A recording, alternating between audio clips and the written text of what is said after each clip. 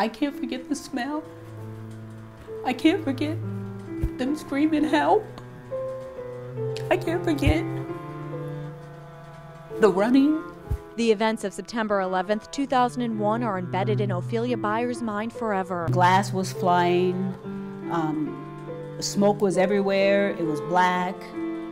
You know, you were just like the blind leading the blind. You didn't know which way or where you were going. Byers had been working at the Pentagon for nearly a decade on that fateful day that started out like many others. 15 minutes later, where I was headed, the plane came into, smashed into my office window, smashed into a department of the Army Budget Office where I was going. The attack killed 34 out of 37 of Ophelia's co-workers. You know, you could just smell the charred bodies. You could, the building just burnt for days and days, and you could see it, and you could see this huge hole where the plane came in. And I was always thinking that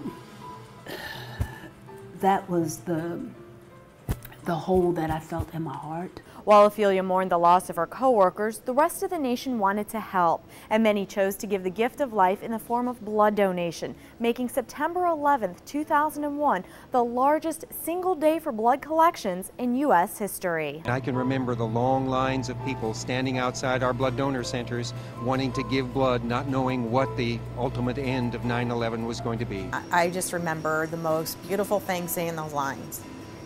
What an outpouring for those in need. It seemed like it was the least that anyone could do because you weren't the one experiencing what all those people were experiencing in that tragedy. It was just such a unpredictable, scary week for everyone in the nation.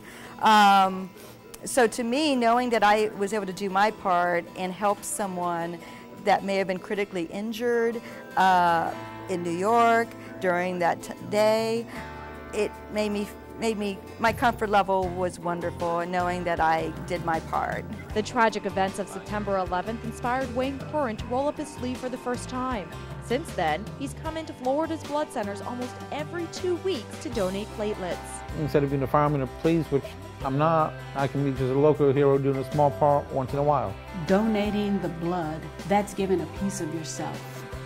I mean, how much closer can you get to a life than giving blood?